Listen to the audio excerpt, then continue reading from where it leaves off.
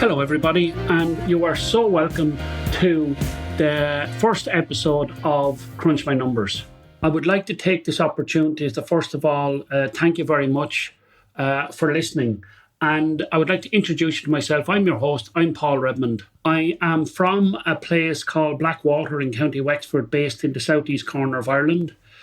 I am an accountant by profession and have an accountancy practice called RDA Accountants.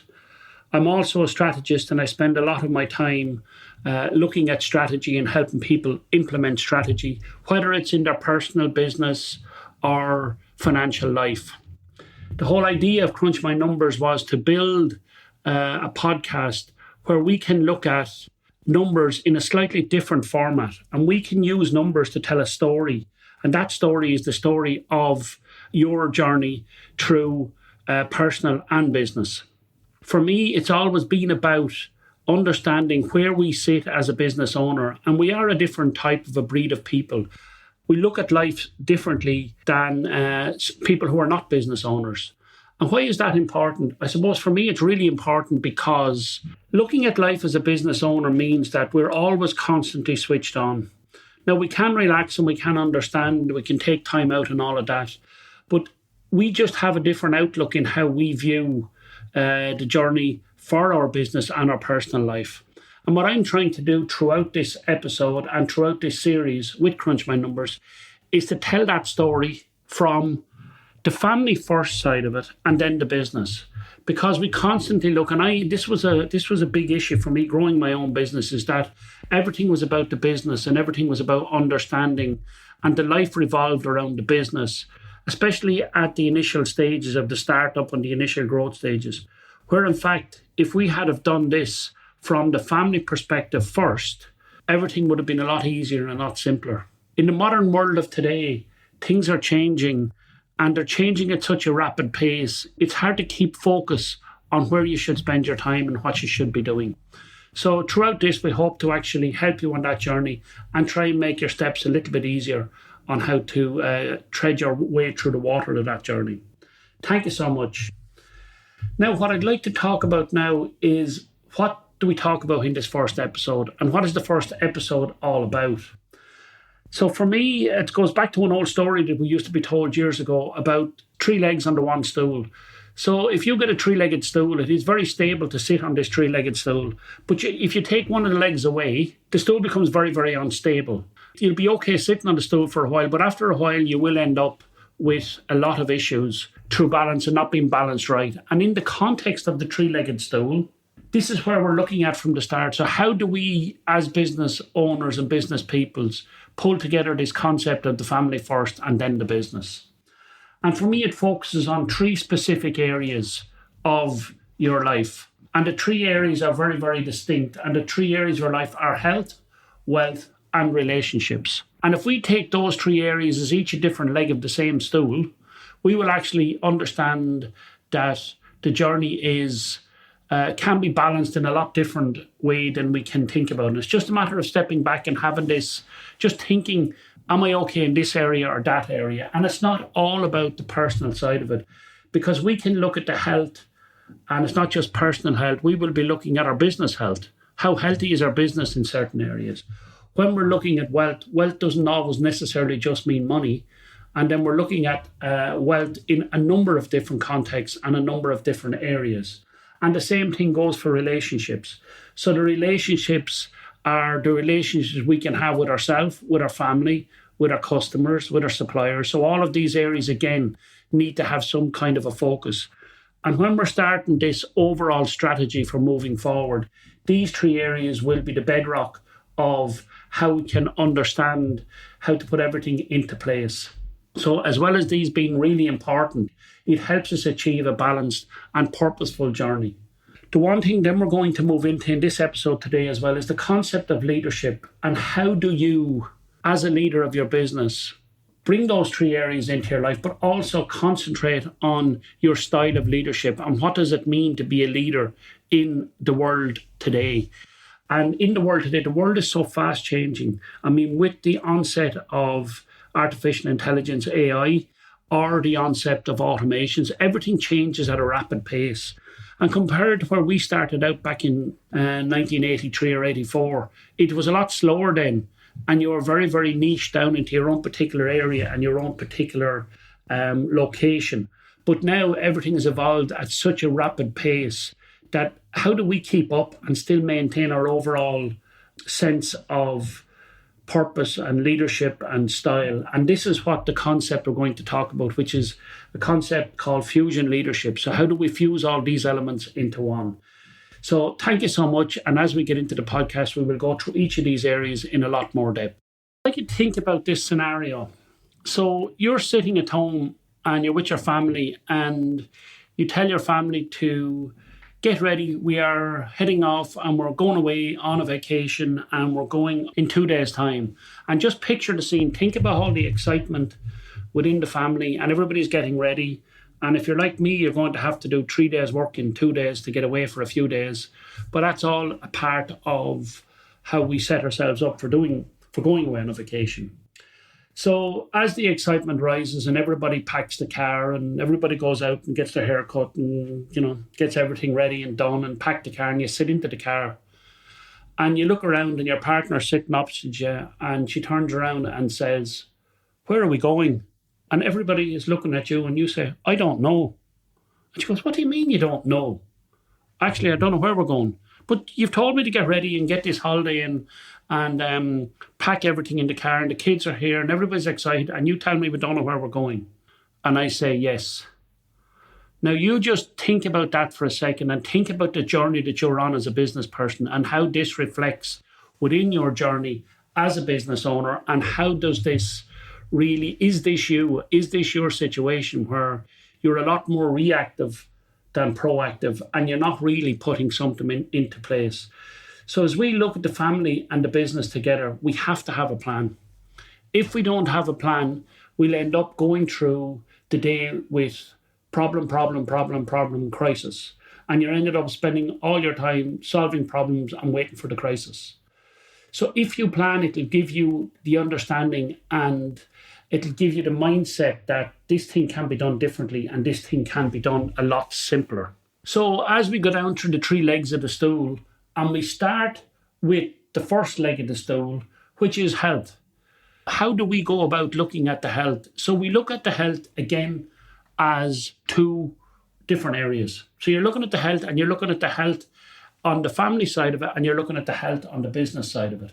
So in the family side, the obvious things are that, your personal health is something that really needs to be encouraged and you really need to look after it.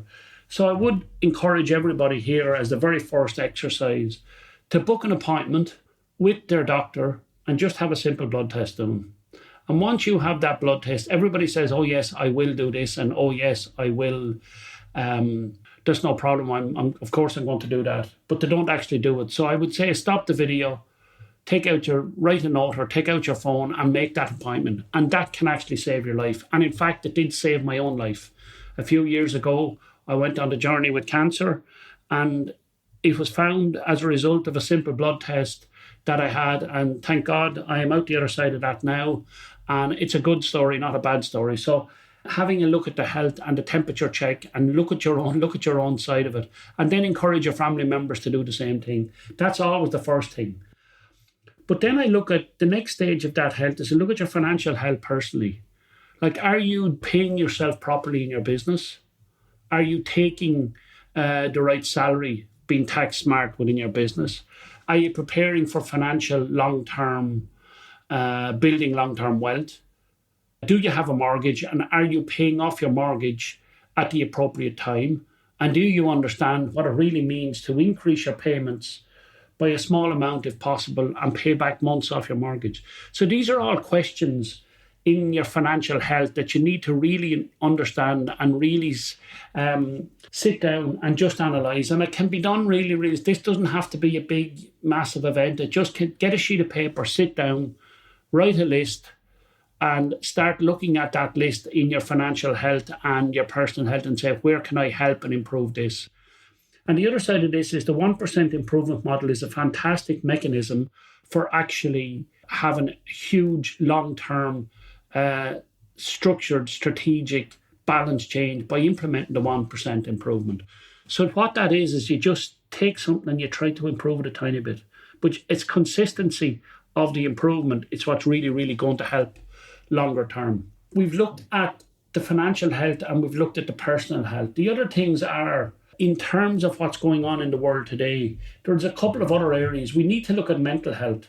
In a time when it's so easy not to be okay and not to reach out. So I encourage you to just take a second, especially if you're a business owner and a father and part of a family and a brother or a sister, whatever your area is, to understand the effect of mental health in this crazy, modern, fast-paced, incredible world that we're living in at the moment. And it's something that's not being talked about enough, especially around for men.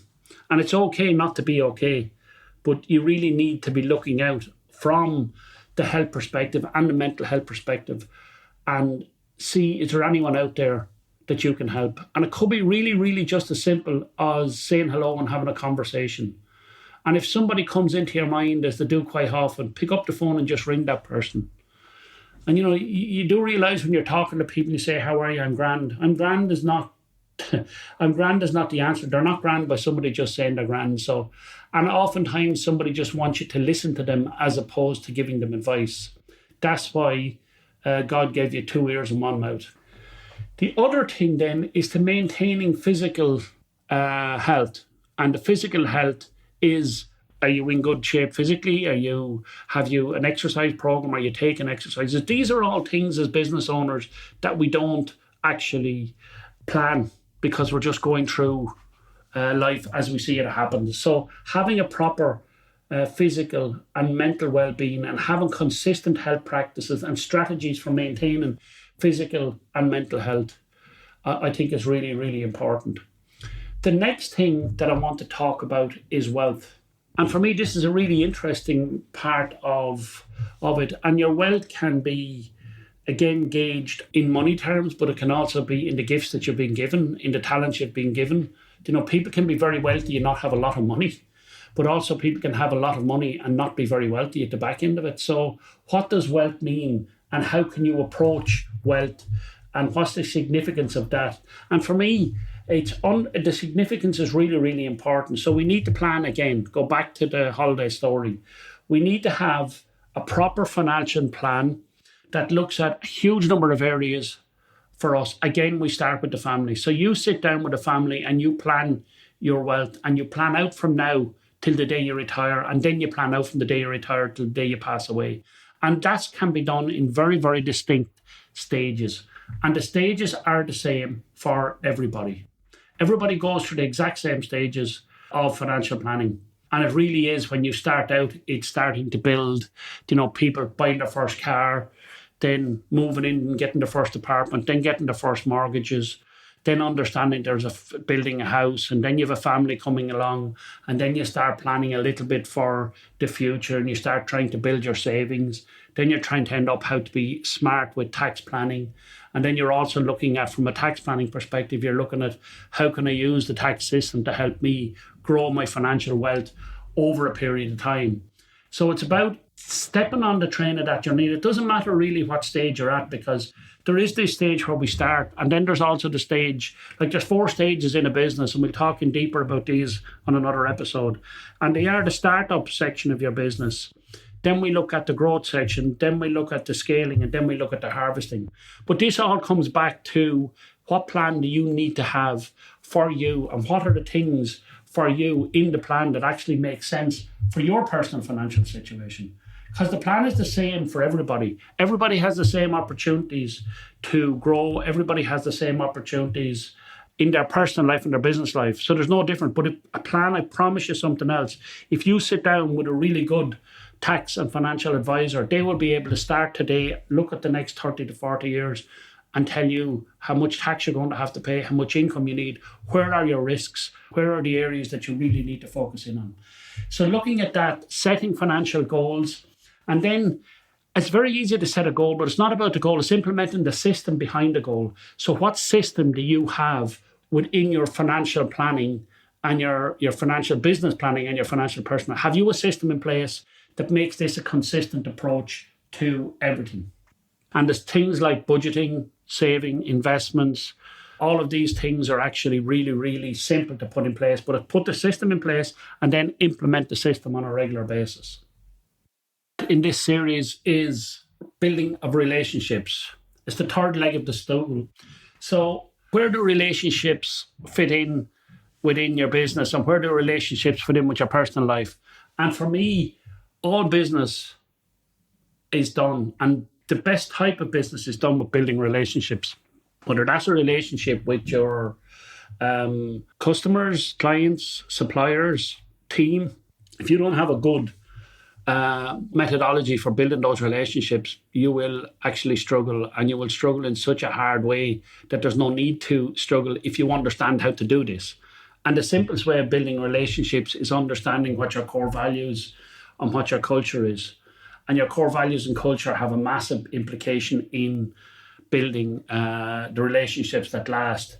But there's two types of relationships, obviously, that we're looking at trying to do here. We're trying to understand the relationship of personal and business, and how does that interact with success. So to build the relationships for your personal life, you just look at your family. And when you're looking at your family and your family as a unit, and you're standing back and taking a good, hard, honest look at it, and you just score yourself on the state of those relationships. Do you have a good relationship with your partner, your wife, your husband, whatever it is?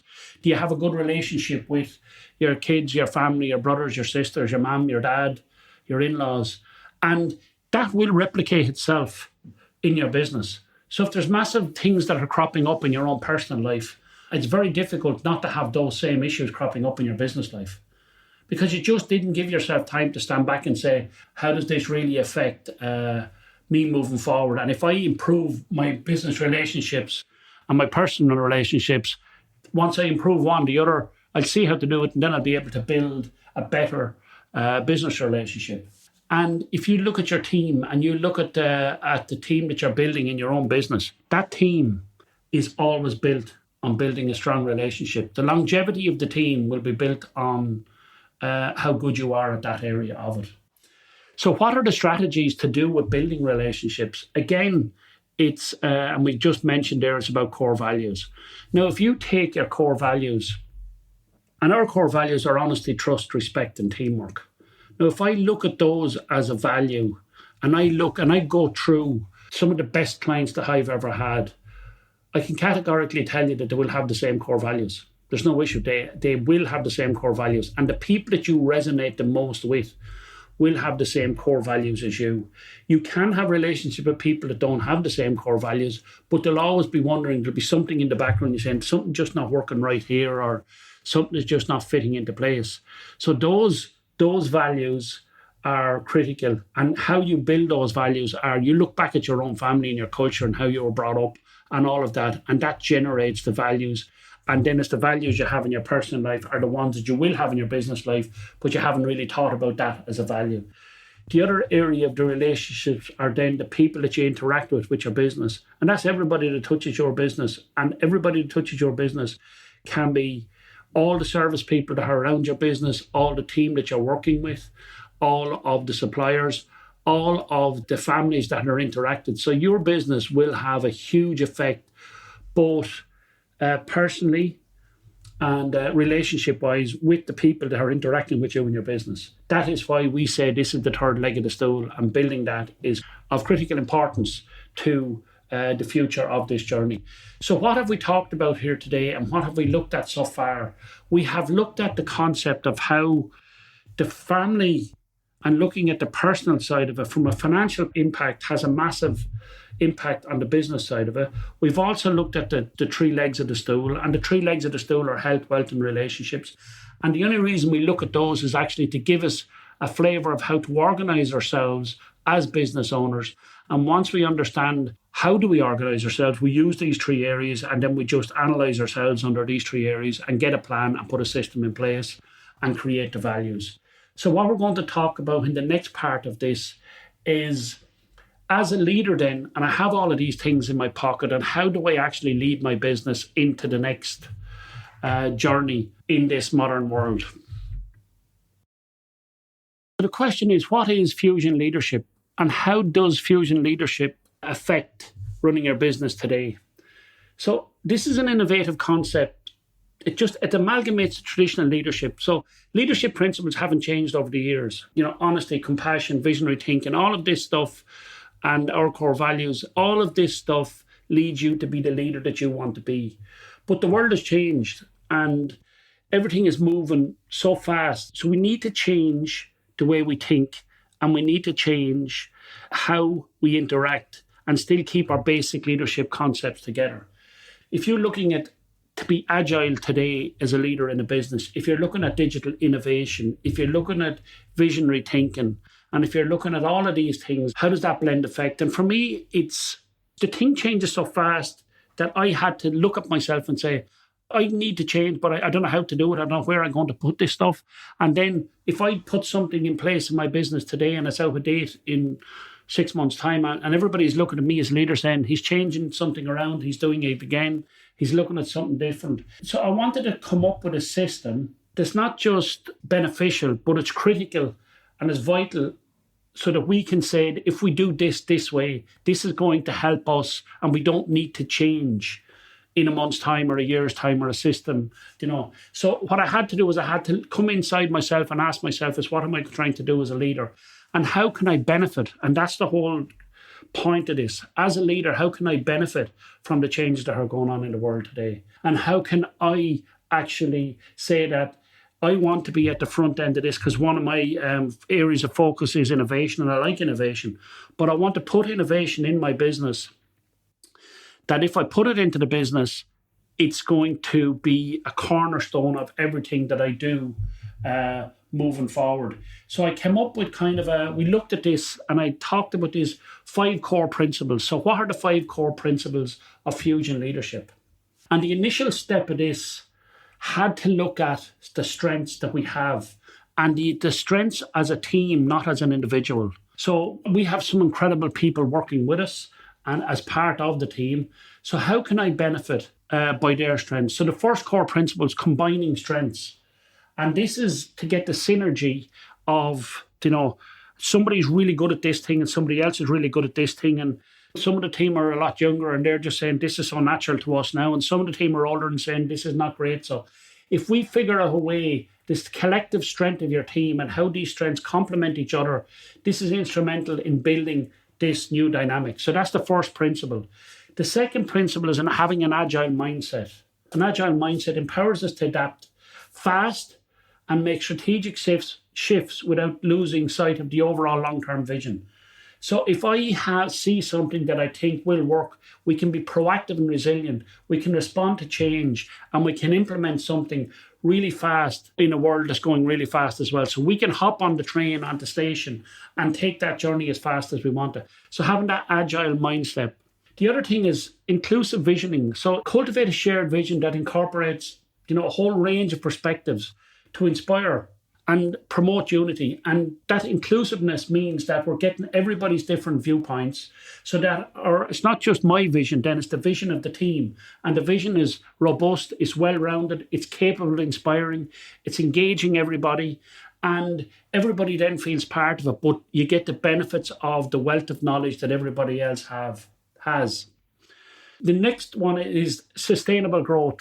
So we have to do this in such a way that when we put the thing in place, that it is sustainable. And it's striking that careful balance between short-term wins and long-term strategies that ensures that the growth we're looking for is consistent and it's sustainable. And sustainability is a buzzword that everybody is talking about now, but it is so important at a world that's going at this pace. So it involves careful planning and focus on the quality of growth rather than the speed. And that's a critical thing. What is the quality of the growth you're bringing in? And the quality of the growth, how can you judge that and how can you implement that? So that cornerstone is very, very important as well. And the last cornerstone is this thing called digital fluency or innovation. We started out doing accounts based on pieces of paper and pens and calculators and all of that. And now we're at the world where this is being done by AI and we're at the outset of this AI innovation. I'm not here to comment on whether AI is a good thing or a bad thing, but what I can comment on is the fact that it's here and we can't change it. We can't stick our finger in this hole in the wall and stop the water coming. So we have to adapt and get on. But then on the other side, adopting and encouraging these digital tools and fostering innovation mindset, this promotes a couple of things. It promotes experimentation and it promotes creativity. And when you get experimentation and creativity and you bring in the sustainability that we talked about and the inclusiveness and the agility and combining the strengths of the people, this then leads to, it's not about the AI, it's about what you're putting in, and it's not about replacing a person, it's about getting a person to use their skills to the level that they actually know. So just imagine having the greatest tutor or mentor of all time that can answer questions on any subject. And we use AI a lot for that, to help us. It's not to replace, it's to help. So those 5 core principles are the main principles of fusion leadership. We then look at what's the practical implications. So how do we put this into place? So how do we design the architecture for our leadership? And how do we put that architecture in place? And the thing that AI can never do, and the thing that automation can never do, and the thing that computers can never do, and the thing that makes you different from me and from the next business leader that's listening to this. There is one piece of the puzzle here that will make you stand out in such a way that you're not in competition with anybody else. So whatever business you do, there's no competition out there. And that is a little bit of secret sauce that comes from your family background. And it's a thing called culture. And this is the distinguishing factor that sets everything apart and gives your business its unique identity. And it's as unique as DNA or a fingerprint. If you can work with your culture and use those 5 areas that we talked about to help improve your culture and to understand what we talked about earlier on, which is your core value and your core focus, you can create a team of people and a business that resonates with the principles that you have in place. And then the work just comes to you. The team comes to you. You're never short, but it's about getting the blend. So your culture, what does the organizational culture do for you? It serves as this, it's an invisible thing, but it's the backbone of any successful business. It is very intangible, but it's such a potent force that it dictates the behavior and decision-making within the organization. We should ignite the process by identifying the kind of environment we want to aspire and adopt and what we want to foster as leaders of our business. This is the glue that brings everything together. This is the secret sauce. This is the thing that's going to make your business stand out. And the thing about it is, it's actually there. There is a culture in your business. And the culture will inherently just develop. But the idea is to have a purposeful culture. And the idea is, as a leader, we're talking about leadership side, one of your main jobs as the leader of a business is to build a culture. Like that is one of the main areas, and it's not talked about enough in business. It's just not mentioned, it's not talked about, and it's inherent. So if you look at your business, there is a culture. And the culture it's not adopted because it's not out there, it's not talked about. And culture it's not this big thing that everyone has to talk all day about culture. It's something that's gentle, but it's something that's very, very purposeful. So the whole point about this is, how do you implement culture within your organization? Again, it's very focused and it's very structured. You get your core values, you get your core focus, and you start asking yourself questions on them. Again, we'll talk about this a little bit later on. So for me, this fusion leadership, this is the perfect blend of traditional values, modern agile thinking. It emphasizes digital fluency. It emphasizes inclusive visioning. It provides a comprehensive foundation that we as business owners can implement. It will help us develop our own unique culture, values, and it designs the business that aligns with your vision. So these are the core elements that you can guide yourself, and now you can put something in place that adopts AI, adopts innovation, and is never going to be something in the background that just doesn't really have an impact, but it does have a huge impact. I know that's an oxymoron, but what I'm saying to you is that for me, it really, really, really is the glue. So culture and leadership are just so important. Now, so I just want to say thank you so much for, if you're at this stage of the episode, thank you so much for staying. On my behalf, I would love you to leave a little review on this and share with others. And if there's anything you'd like to see implemented, or anything you'd like to be added, or anything you'd like to be discussed, just send me a text or send me a message, and my details are below here. Thank you so much. Talk to you very soon on the next episode.